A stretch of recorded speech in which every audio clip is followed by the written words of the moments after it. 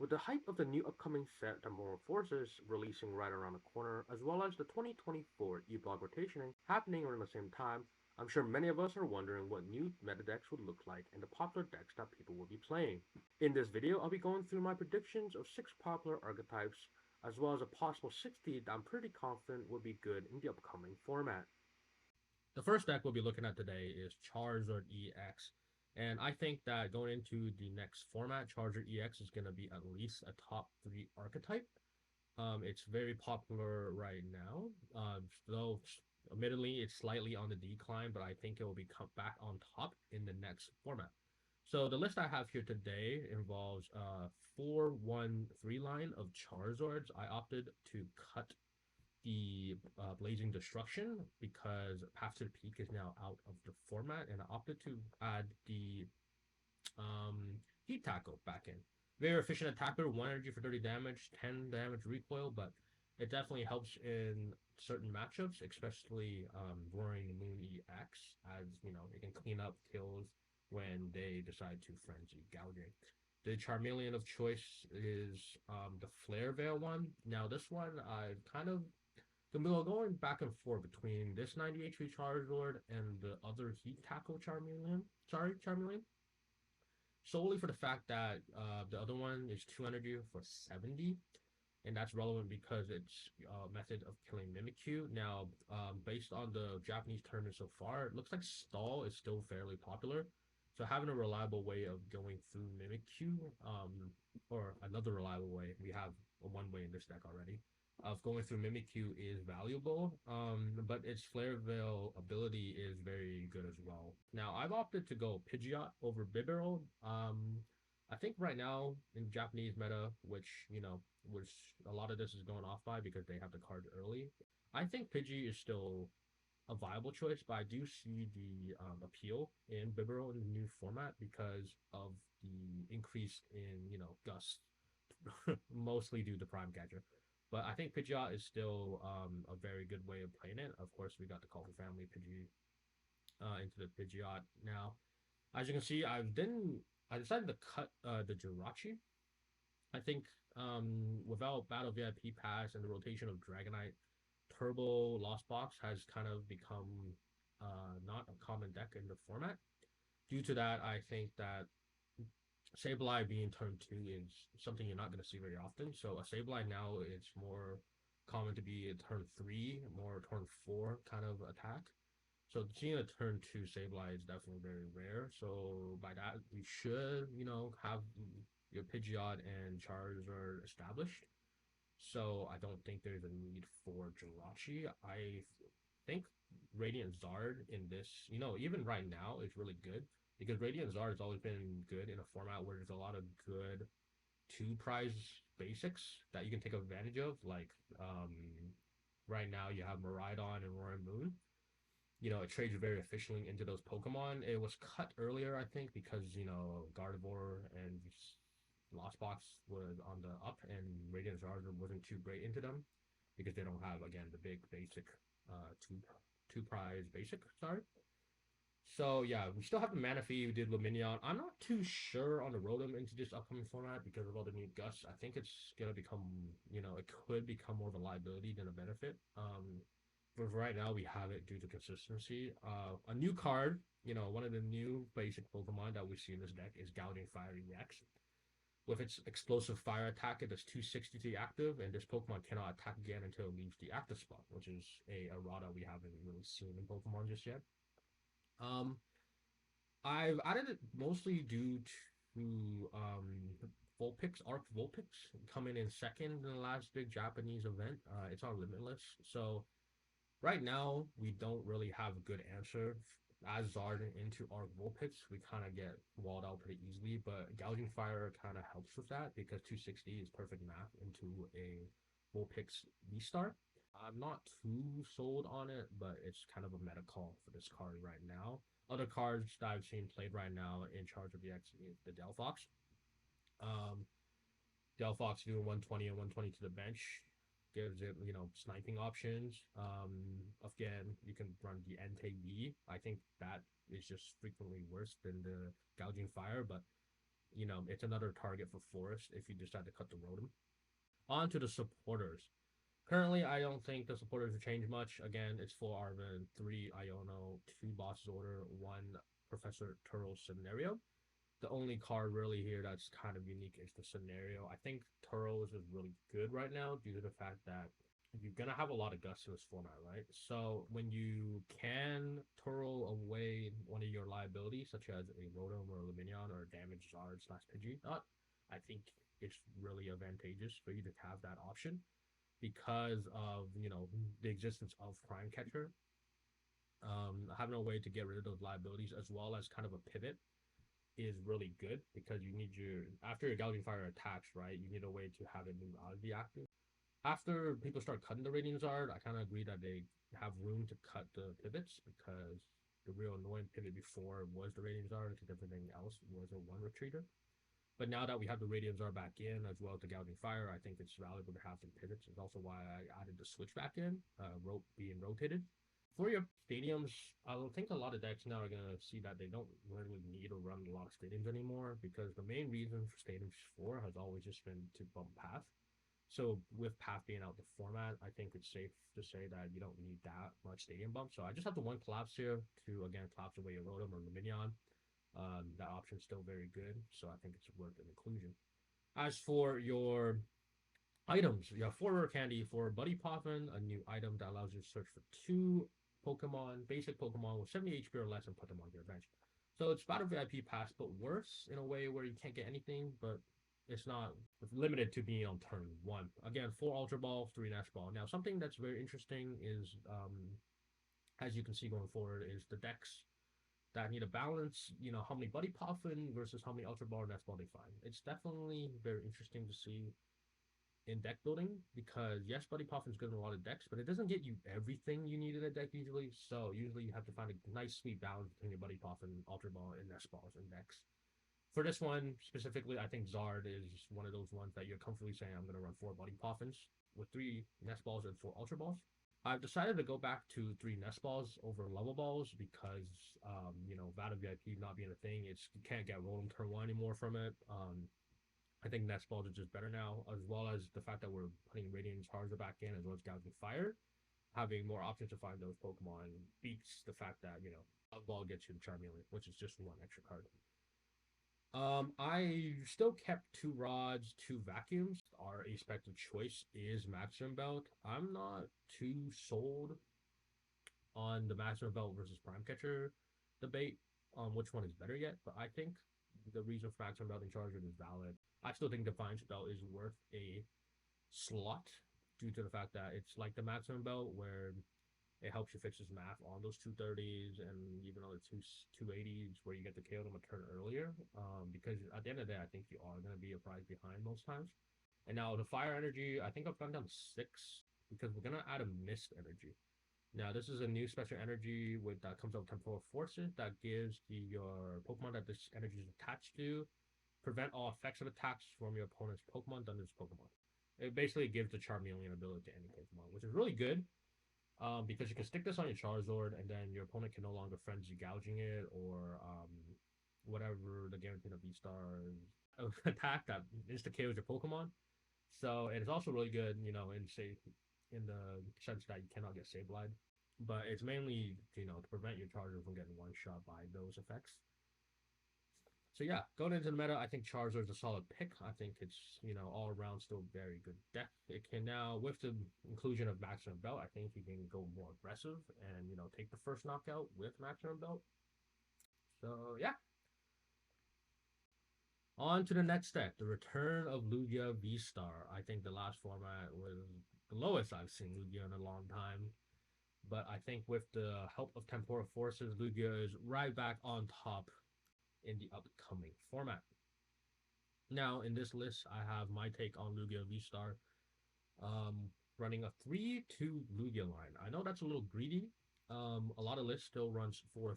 You can probably cut some cards to make it 4-3, but I opted to add more ball searches. In my mind, I'm like, okay, since Lugia V-Star is going to be like a tertiary attacker now, I think that lowering it and adding more ball searches is a lot better. We have a 3-3 Chinchino line. Now, this Minccino itself is really good. Call for family, search a deck for up to 2 basic Pokemon, put them onto your bench. Another reason why I think you can get away with running 3-2, because if you're going second, you have just as much likely chance of starting Minccino as you do Lugia V. And if you do, you can call for family and get a Lugia V down anyways. But the new card that really, I think, puts this deck back in contention is the Cincino. Special role for two colorless energy, it does 70 times the number of special energy cards attached to this Pokemon. Now, the important thing is that special energy card, so DTE only counts for one. So yeah, this is the new attacker that I think that really puts Lugia back on top, and it scales very, very high. You only need 5 energy to knock out basically anything in format, because with 5 energy it does 350. So with like 2 primal turbos and an attacker in hand, you basically got the knockout. Um, Again, you have your usual suspects: 2 Lumineon, only 1 Snorlax. I did consider putting a second one, I just don't have the space for it. Again, 4 Archeops and 1 Radiant Zard. As explained before, I think Radiant Zard is really good in the upcoming format. It's very efficient because I realized in the end game you might not have as much energy left to maybe use Cinccino for a big knockout. Instead, you can probably use Radiant Zard to clean up. For the supporters, we've gone 3 Iono, 3 Research, 2 Boss, 2 Serena, and 1 Jacques. Now, one supporter card that Lugia would miss dearly in the new format is Professor Burnett. We try to kind of work around that by adding Serenas and Jacques. What Jacques does is not really commonly played, but it searches your deck for 2 evolution Pokemon. So in a scenario where you could Jacques for like 2 Archeops and Ultra Ball them away, that would be a path. Or you have Serenas as well. We lower the boss count up to Serena count, because if you do have the 2 Archeops in hand, you can Serena them away. Another card I've considered is Morty. So Morty is a new supporter card that you have to discard a card in your hand to use, but you discard a card in your hand and you draw for each of your opponent's bench Pokemon. So it's kind of like Zinnia's, but in my opinion, in Lugia's a little worse because you only get to discard one. But yeah. As for the item cards, I think we just opted for straight Pokemon searches. We have 4 Aromas, 4 Ultra Balls, 2 Great Balls, 2 Nest Ball, and 1 Master Ball as the expected choice. Again, as a Lugia, I think you want to prioritize setting up more than anything. So as much as I wanted to put Prime Catcher in this deck, I think Master Balls help you set up a lot more, be able to find those Archeops and Lugia V-Stars. And again, in a pathless format, we just have the 1 Collapse in here. I would almost want to put 2 Collapse just to bump Temporal Sinnoh. Currently, I just have the 1 Collapse in here because this deck takes a lot of energies. Currently, we have 16, I think, yeah, 16 special energy cards, I believe. Just because Cincino takes so much, right? It's 5 energies per knockout. So if you want to take, 3 big knockouts, get 6 prizes, you're going to need about 15 energies, right? So we have 16 here, 4 Jets, 4 Gift, 3 Mist, 2 double turbo energy, 1 therapeutic, 1 V-Guard, 1 Luminous. Double turbo going into only 2, because I think the only viable option for double turbo is the Lugia V-Star, which you only have 2 of. So 2 double turbo. You can put on the Snorlax to make it do 160, which is fine, I suppose. But again, I don't think it's worth running more, just due to the fact that Cincino is your main attacker. 1 therapeutic again to help the Snorlax. 1 V-Guard. Surprisingly, a lot of lists I've seen doesn't run the V-Guard. I think it's still good enough where you want at least one, because I think Tina is still a very popular Pokemon in this format. So having both V-Guard and Mist Energy, let's say on a Lugia V-Star, having it not being able to get one shot by Tina at all is very valuable, I think. So I like the 1 V-Guard energy. And of course, you have the 1 Luminous for the Radiant Zard for the end game. So yeah, this is, I think, a very good list going into the next format. Lugia, very aggressive, can take big one-hit knockouts, trades very well in the most stages because all your main attackers are 1 prizes. So yeah. And for the next one, we have Arceus. Pokemon doesn't seem to die, and it always finds its way into the meta, I feel like. So I think the best Arceus going into the next format is going to be ArcTina. There is an argument for Arc Vulpix, as it just came second in the most recent tournament. But I think ArcTina has a better spread for the overall meta than Arc Vulpix. We have the classic 4-3 lineup of ArcTina, 2-2 Tina, 2-2 Babero, 1 Spirit Tomb, 1 Squolvet. Pretty standard. The only new fellow we have here is the Iron Leaves EX. Its ability, once during your turn when you play this Pokemon from your hand onto your bench, you may switch this Pokemon with your active Pokemon. If you do, you may move as many energy cards from your bench Pokemon to this Pokemon. Now, it doesn't specify basic energy, so you can move stuff like V-Guard and Double Turbo. Mostly, it's here to really help with the Zard matchup because Iron Leaves is grass and 180 does one hit KO a Zard. So it's very nice inclusion there. Otherwise, it's a very generic Pokemon Arceus list. Now, for the supporter lineup, we have 4 Judge, 4 Iono, 3 Boss, 1 Chance Carrier, 1 Eevee. So, 4 Judge, 4 Iono, I think Arceus never loved playing Research. I think Research is not a great card in Arceus decks, so I'd rather just play, a more consistent line of Judges and Iono, guarantee that turn 1 Judge going second to really disrupt your opponent. And the new supporter that I'm trying out is Eerie. Now, a lot of Japanese lists and the people in Japan like this card so much that they run like upwards of 3. I think that's a little overkill, to be honest. 1 or 2 maybe. So the effect of this card is your opponent reveals your hand and you choose up to 2 item cards and discards them. Now, it's really good when you're going, let's say you are the Arceus player going against this Charizard. It's your first turn going second. You can probably drop Eerie, and if you find, like, let's say an Ultra Ball and a rare candy or 2 rare candy in that hand and you discard them, it really, slows down the Zard player. So, and then again, Arceus, not much different for the item cards. You have 4 Nest Ball, 4 Ultra Ball, 2 Aromas I've added just for consistency, 2 Switch, 1 Counter Catcher, 1 Vacuum. The Capture Aroma are definitely cuttable. For what? I'm not too sure. You can probably add a second Sharon's Care, or maybe even another energy. You like without Path, the Arceus decks definitely see like 4 extra slots that you can fill with whatever state you want. I've considered stuff like Lost City, but I don't know if there's any decks right now that gets hurt by Lost City that much. We'll have to see how popular Guardy is post rotation to see if Lost City is worth a couple slots. But yeah, Lost City is definitely an option. Aspect of choice right now, I have Maximum Belt. I'm not sold on Maximum Belt. A lot of players who are playing ArcTina right now in Japan are running Maximum Belt. I think the main application is, of course, being able to lost impact for 330, sorry, which one shots all EXs, and you can also trade Nova for 250, which knocks out all basic EXs. So there's definitely some applications for Maximum Belt. Other cards considered is, of course, Prime Catcher. I don't think Prime Catcher is ever bad in the deck. As well as Hero's Cape. I think Hero's Cape is much better in an Arceus deck where it's more focused on Arceus looping, where you want your Arceus to tank a hit, because if your Arceus goes up to 380, there's really only like a few decks that can hit that number, and there's definitely not hitting it consistently. So it's definitely a much better inclusion. But since there's ArcTina, which you're kind of going a little more aggressive and try to KO your opponents, I think Maximum Belt does make a little more sense here. But I think if you want a Prime Catcher instead or something else, I don't think it's bad. And for the energy splits, we're on 5 Grass Energy, 4 Psychic Energy, 4 Double Turbo, 1 V-Guard. Pretty standard. A lot of people are cutting the Vanguard V-Guard for Jet. I think that's fine. I keep the V-Guard just because of how popular this deck is right now. And V-Guard in a mirror is really good because it prevents the opposing Tina from one-shotting your V-Stars. And yeah, ArcTina.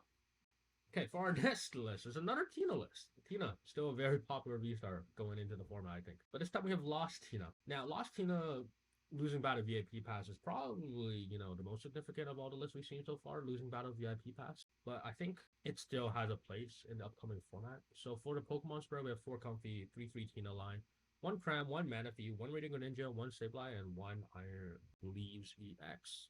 Now, we see again Iron Leaves EX paired up with the Tinas. I mean, the energy makes sense, the ability makes sense, being able to counter Charizard all makes sense. So again, Iron Leaf's great partner. I think in this new format, it is important for LostTina to include a Manaphy backend. I think Chien-Pao is going to be one of the more popular lists after rotation. Does warrant it having Manaphy backend again. I think currently the usage rate of Manaphy is like 0.56. So in about half the decks, but I think Manaphy is going to become a staple card again due to the fact that there's going to be a lot more rating for ninjas. Now, LostTina does lose Path. So you kind of have 3 to 4 extra slots in the deck, and I think one of the stadiums I want to include in this movie format is Temple of Sinnoh. Temple of Sinnoh shutting down all special energy cards is really good because on your Star Requiem turn, you can drop Temple of Sinnoh and do Star Requiem regardless. It also shuts down Mist Energy for your Sableye as well. So there's a lot of good applications for Temple of Sinnoh. I have one Arzon here. Again, losing Battle VIP Pass definitely hurts his consistency.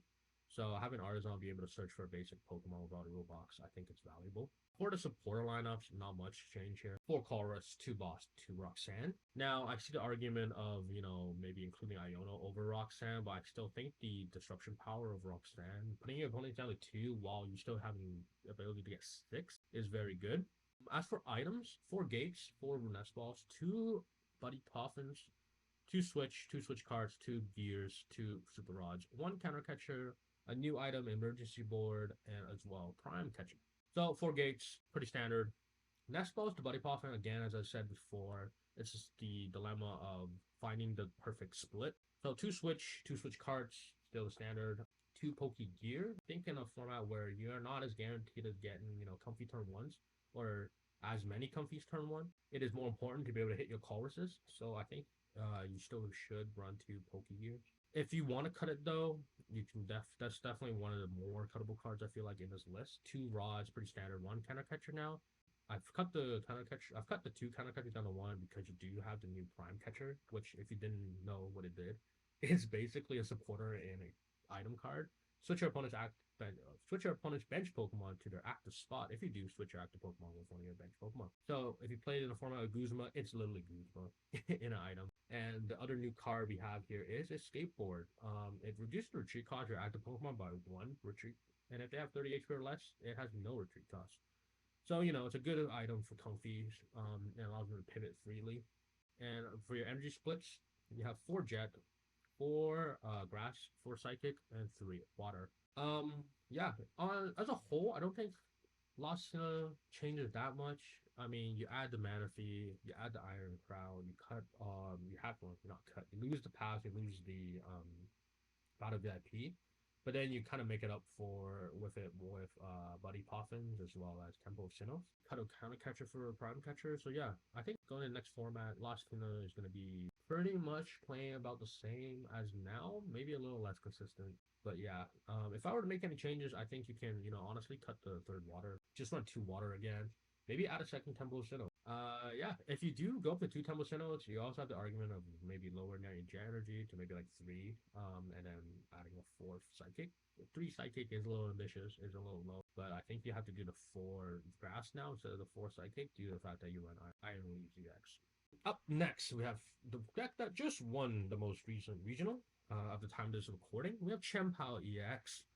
Now, Chien-Pao EX, in my opinion, is like one of the decks that don't really lose too much in the upcoming format. It's one of the decks that you probably only need to change maybe like 10 cards for in rotation. But in this list here, I've gone for a very consistent like base list of what I think Chien-Pao EX is going to look like.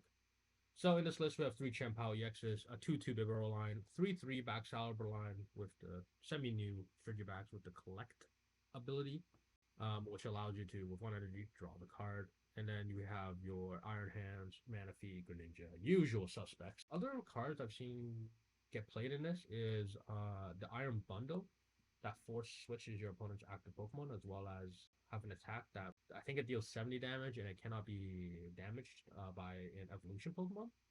As well as the Kyogre, which snipes 160 onto anywhere. Overall, I don't know if those 2 are needed, so I've gone for a more consistent line of just the base. I think every Chien-Pao is going to have something like this. I just opted for a 3rd Frigibax a 3rd Baxcalibur. One thing that definitely changes going into the next format is I don't think there's a need to run 4 Pokestops anymore. I think you can only, you only need 2. Well, half the reason you run Pokestop in Chien-Pao anyways was to bump path. Since I think in this format as well, there's not going to be a whole bunch of, Stadium Wars in general. Like, most decks are only going to run maybe 2 or 3 Stadium bumps. So only having 2 Pokestops, I think, is fine. As for supporters, not much of change, I think. Still 4 Gyarados, 1 Iono, 1 Boss, and 1 new supporter, Cryptomatic Deciphering. I might have butchered that, but I think that's what it's called. It's basically a reprint of Mallow, and if you didn't know what Mallow did, it reads search your deck for 2 cards and put them on top of your deck for any order, which is a really good card paired up with both Bibro and Radiant Greninja.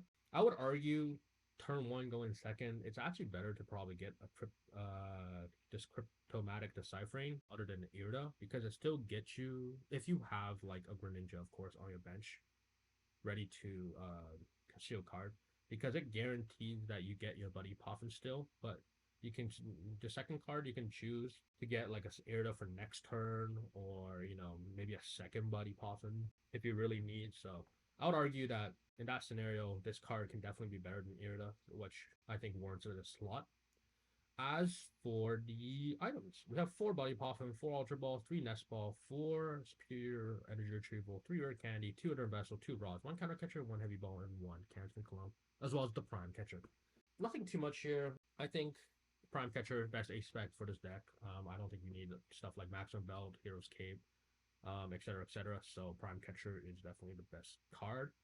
With that being said, I think Cancer Clone, a lot of Chien-Pao players are not playing anymore, and I don't really understand why. I think it has a lot of good applications still. Being able to, Cancer Clone Manaphy and Moonlight Shuriken. It has other applications like being able to cancel clone to Mimikyu, so you can actually like burst through it with a Chien-Pao. So I think it's definitely, a very good card in this list. Heavy Ball because you do play a few one-ups in the hand, Manaphy and Radiant Greninja that you need to find. Again, your Buddy Poffin is very interesting because it does find you both Bidoof and Frigibaxes, as well as the Manaphy, sorry, but it doesn't get you any of the attackers, right? Like, it can't find your Chien-Paos or Greninjas as well as your hands. So it becomes the dilemma of, like, oh, do you want to run 4 Poffins, or do you maybe want to go down to 3 and run a 4th Nest Ball, or do you want to go 3 Ultra Ball, 4 Nest Ball? Currently, I have a 4-4-3. I can definitely see myself lowering down the Ultra Ball 2-3 and running a 4th Nest Ball, especially since I have 3 Excalibur. But I think having 4 Ultra Ball just guarantees you to get that turn 2, Excalibur so much more. As for the energy, we have 8-1. I don't think you should go lower than maybe 7 water energy because at the end of the day, you're gonna need about 6 water energy to one shot a lot of the 2 prizes nowadays because they're over 300. So if you have 7 and you prize more than 1, you just physically cannot find those energies anymore. So it gets a little risky. So I think 8 is like a nice safe number. 7 if you want to go a little riskier. 1 lightning because I don't know how popular certain one prize decks are anymore for you to be able to hands. The main decks that really get the abused hands for is Guardy and Lost Box, but I think those decks are declining in popularity. And if you do, find yourself in a meta where they become popular, you can always add the second lightning. But I think going into the format, you really only need 1. Yeah, I think a lot of times now Chien-Pao is sufficient enough against most matchups where you can just risk the 1 lightning if you prize it, you prize it. So we have our last deck here for today. We have Ancient Box, the new deck of Temporal Forces. Now, I've kind of, went back and forth on whether I want to, showcase Ancient Box or do I want to showcase Future Box. Personally, I think Ancient Box is going to be a little more popular than Future Box due to the fact that I think this is the new premier 1 prize deck going forward into the meta. I think it's got the best, spread against all the top decks so far. Future Box itself, I think, has a few builds. If you don't want to maintain the 1 prize, archetype, you can add the moons back in and become like a Roaring Moon, X Future Box kind of hybrid. Or you can go full into mill and just run Great Tusk. So for Ancient Box here, we have to start, we have Koraidon. This is like your best early game attacker. It's still going to be good mid to late game, but early game, this is the best one you have. So the main attack we're going to focus on here is Primal Battering. Primal Battering. I'm just going to call it Primal Battering. Primal Battering. It does 30 damage for each ancient Pokemon you have in play. So it really ramps up quite quickly, especially if it's full bench. It can cap at 180. With Setas, you can definitely power this up in 1 turn, and you probably can get some nice donks off, because 180 is nothing to scoff at. Now, for the second attacker, we have Roaring Moon. Again, we're going to be focused on the first attack here, Vengeful Feathers. It does 70 plus 10 more for each ancient card in your discard pile. Notice this says ancient card, so this applies to all your trainer cards, supporter cards, and tool cards as well. So it can ramp up quite nicely. This is definitely a very fantastic closer. You can definitely, ramp up enough damage in the late game to one-shot some stuff. Early game, your damage is going to be a little limited, but, by mid to late game, it should hit for a very decent chunk of damage. Now, for the third new card, we have Fluttermane. Flutter Mane here has 90 HP, has the ability Witch Hour Flutter. As long as this Pokemon is in the active spot, your opponent's active Pokemon has no abilities either, except for Witch Hour Flutter. So this is a very interesting card. A lot of decks are running 3, maybe even 4. I find through testing, I've tested this a lot. I think this is going to be one of my favorite decks going in the next meta. It's actually not as good as you think. Like, yes, it does shut down Lost Boss specifically. I don't think there's more reason to run more than, 2 of in this deck, especially when they also lost, Escape Rope. So you don't actually need, like, one on the bench, because if they're going to gust something, they're not going to gust this back in the active, right? So I think you just need one in board mostly at all times because its attack isn't too great for 3 colorless energy. Flying Curse does 90 plus 2 damage counter on one of your opponent's bench Pokemon. You definitely have better efficient attackers that does more damage because you're just a very efficient one prize attacking deck. Now, for something that is quite good, I think, is Slitherwing. Now, Burning Turbulence is the main attack, but there's some weird application for Stomp Off. So Burning Turbulence reads 120. It does, and this Pokemon does 90 to itself. The opponent's Pokemon is now burned. So essentially, it's 140. But it's your best, most consistent way of one-shotting hands. So I know a lot of your Pokemon are 140, 140, 140. But if Future Box become popular, Future Box no problem. Has so much different damage modifiers in Future Capsule Energy as well as Cavalion EX that they can easily hit 140, right? And your best response into that is definitely Slither Wing.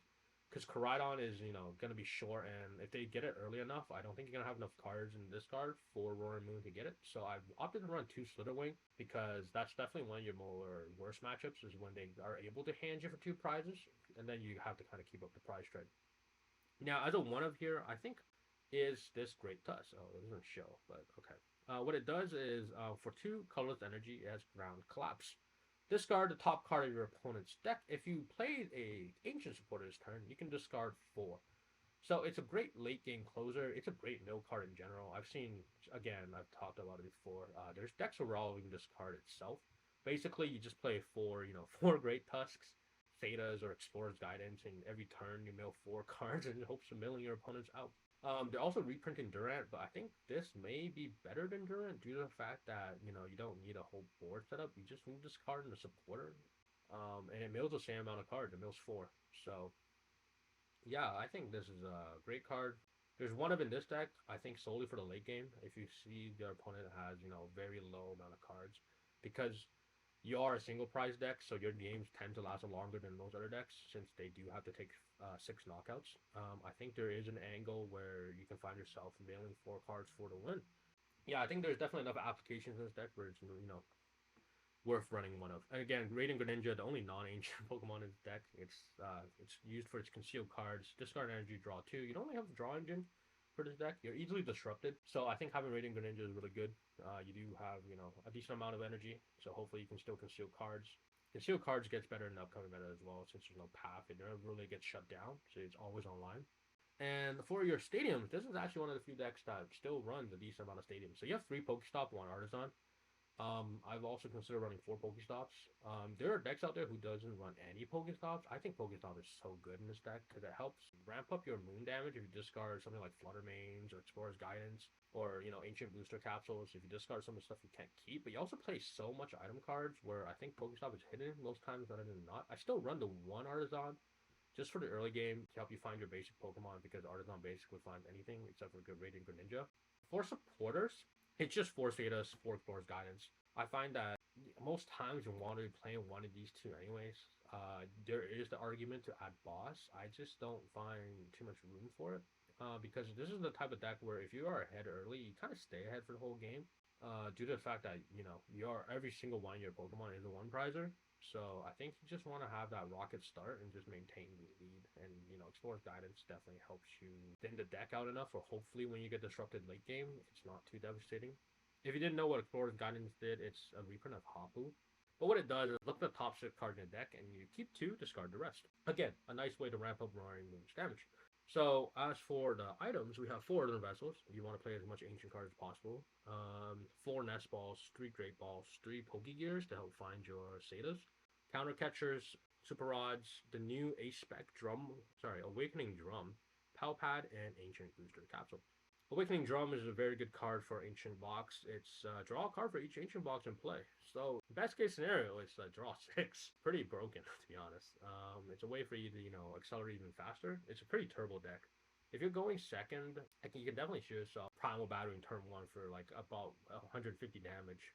The Pal Pad is here. I think you're going to need it if you're going to run the Pokestops. If you discard too many of your Setas, you might need to put them back because that is your main way of energy acceleration. Ancient Booster Capsule is really good due to the fact that it ramps up your Roaring Moon damage, as well as making your single prizers 200 HP, which is going to be quite annoying for some decks. If you, let's say, you go first, or let's say you go second and you whiff the knockout turn 1, if you have a Koraidon with an Ancient Booster Capsule, and let's say you're facing against Arceus or Charizard, they don't really have a way to one-hit KO you without removing an Ancient Booster Energy Capsule. Zar's only hitting you for 180. There's no mods there's no modifier in the game right now that'll help it hit 200 against a basic Koraidon non-Roblox Pokemon. And Arceus, if they're hitting for turn 2, 99% of the time it's just gonna whiff a DTE, so it's gonna also hit you for 180. It can also put you out of hand range if you got 200. It's definitely a lot harder for Ancient Box decks to hit 200 with hand. It is possible, but it's definitely a lot harder than, let's say, 140. And if you do end up starting the Flutter Mane, you can also put on that, making it 150, which is more respectable HP. For energy, I'm currently running 5-5. Decks that more focuses on the Roaring Moon definitely go down to like maybe 3 fighting energy and go 7-3. I think 10 to 11 energy is like the sweet spot for Ancient Box. I don't think you should need to run more than 11, but I don't think you should run less than 9 either, due to the fact that you need to get them to the discard for status to work. And that about wraps up this video. There's definitely some other decks that could make waves in the meta, and if you want me to cover them, just let me know. As mentioned before, I think Future Box and Arc Vulpix are some decks that people should look out for as well. But yeah, if you have any questions, leave them in the comments, and I hope to see you all next time. See ya!